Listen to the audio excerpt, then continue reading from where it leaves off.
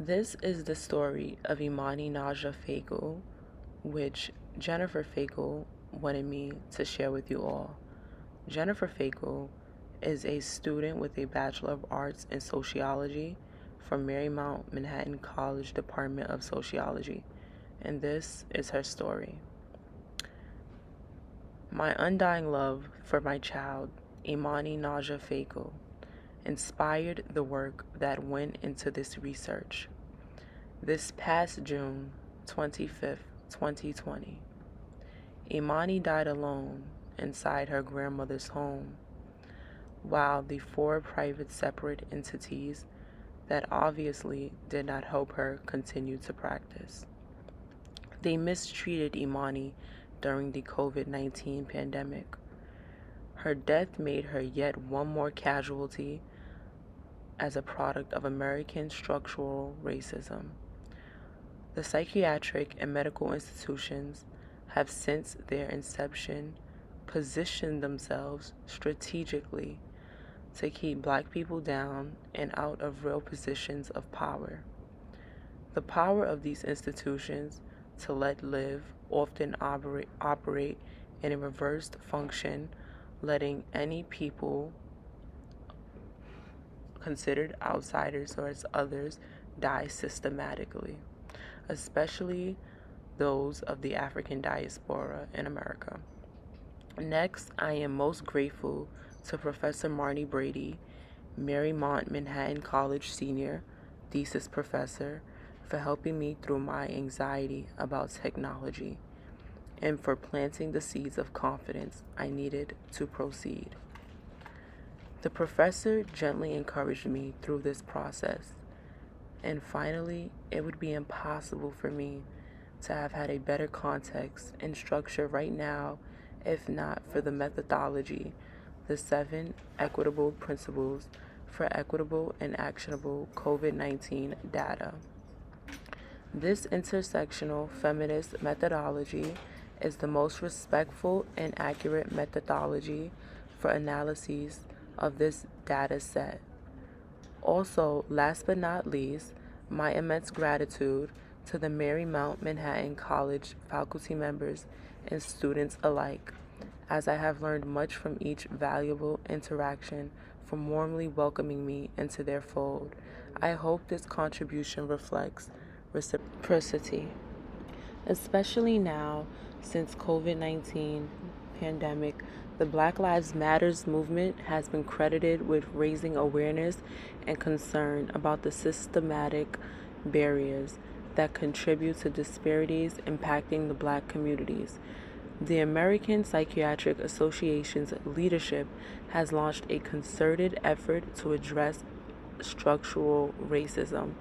Disparities in healthcare for women in the African diaspora can be unique because of the intersexual discrimination factors. This research examines a traditional American psychiatric medical term, hallucinations, discovering that is charged with negative connotations, stigma being behind likelihood that discussing dreams, visions, etc. will result in diagnosis, labeling, and medical treatment with prescribed drugs. Racially and culturally, the term hallucinations intrinsically denotes a negative value upon a culturally acceptable spiritual gift, therefore insensitive. For generations, racist policymaking structured racism into institutions that formed, including American psychiatry and medicine. 7 intersexual principles of D'Ignazio and Klein are the tools for an equitable analysis of the data collected from the APA Town Hall and the 6 interpersonal interviews with women in the African diaspora from a snowball sample in New York City during the COVID-19 pandemic. Although these women were not in any danger during this time of the interviews in which they were conducted, they are representative of others who have similar cultures and have or will experience disparities in healthcare. These women were privileged to speak their truth and be heard, unlike the women they may represent, whose voices are silenced by psychiatric, medical neglect, or mistreatment or death. This thesis was undertaken to bring some clarity to the very complex and overall hidden functions of structural racism and intersectional oppression that contribute to the death and harm of black women in America. Structural racism systematically takes lives and devalues surviving black lives and minds. Racism could not exist if power was distributed evenly. The power structure has historically blocked the African diaspora from entry points into the conversation, which results in the formation and distribution of validated scientific knowledge. Learning from D'Ignazio and Klein, this paper uses data to challenge power and privilege. Imana Naja Fecu is my daughter and always will be my child, even though she is now with the ancestors. She and her sister, Naya, have always been my guiding lights towards freedom. The saddest part of Imani's story, as my research has led me to understand, is that it's not as unique as it should be. Since COVID-19, the disparities in mental health have been documented and being recorded, and these stats have proved shockingly disproportionate. And much like the rest of the victims of structural racism, the deaths of these human beings during COVID-19 pandemic are made invisible, faceless, devalued, and their lives virtually erased or misrepresented. Not Imani. That name goes to the face of a beautiful child, mine. And no one should have to live the way her psychiatric team made her live, in a life that was so close to death, that death became her only release. Biopower is real, and for the purpose of this research, biopower generally will refer to the psychiatric and medical authority as the biopower. Military and police force are other forms of biopower. The government authorizes psychiatric and medical fields in America authority over the lives of their patients. Biopower is the power of the sovereign to legitimize and allow its subjects to the privilege to live life to their fullest potential or not. Some lives, mainly white American lives, are privileged with safety. When biopower functions to let die, it becomes Negro political. Lives of their subjects are reduced to a constant state of dying. Biopower can ultimately become Negro political. Today, the Black Lives Matters movement has been credited for successfully bringing the deadly police violence that impacted the black community to the forefront of the national conversation. For example, when the police shoot, you naturally should assume the victim did something to warrant that response. The police are on call for your protection, right? Unless you are black or a felon, and then again, you're most likely black. There are about 25% of the total U.S. adult black population considered a felon, while 6.5% of adult non-blacks have a felony conviction. As bad as that looks, it's Negro political when you take into account that in America, black people make up only 13.4% of the total U.S. population.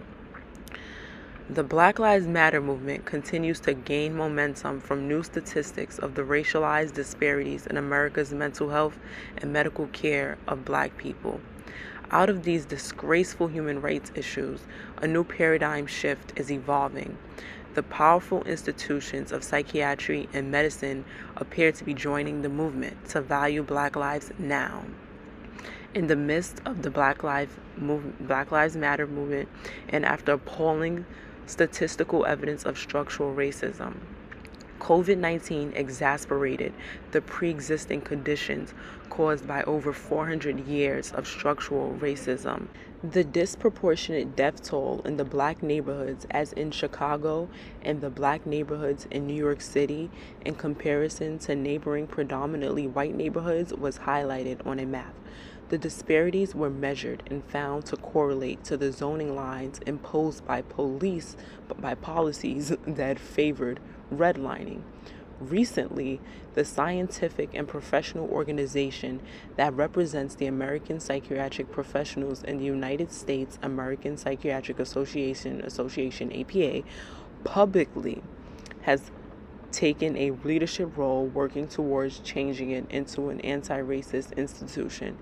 That, they acknowledged, is in order to provide care to all people. The APA is the leading scientific and professional organization representing psychology in the United States, with over 121,000 researchers, educators, clinicians, consultants, and students as its members.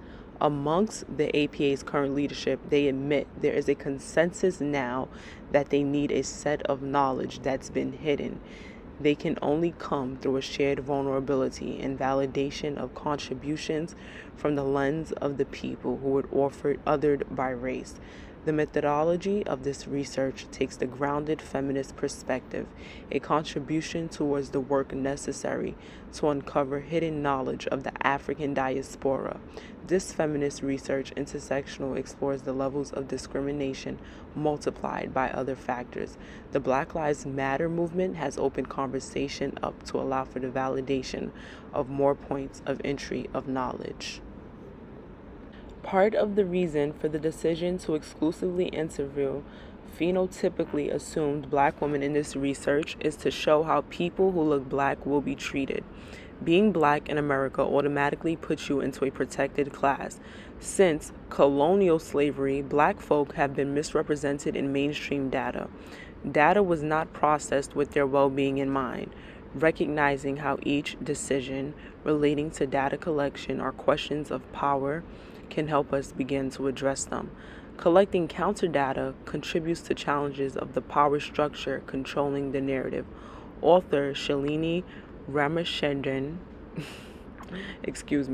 used statistics and numbers to misrepresent the relative details of Imani's life and death.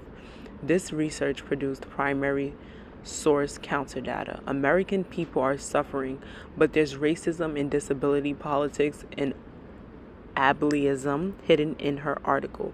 It's not just a hidden cost of COVID shrinking mental health services. That article limited the issue to funding funneled towards COVID-19 positive patients. Basically, funding prioritized the needs of the COVID patients while neglecting the need for patients in need for psychiatric hospitalizations.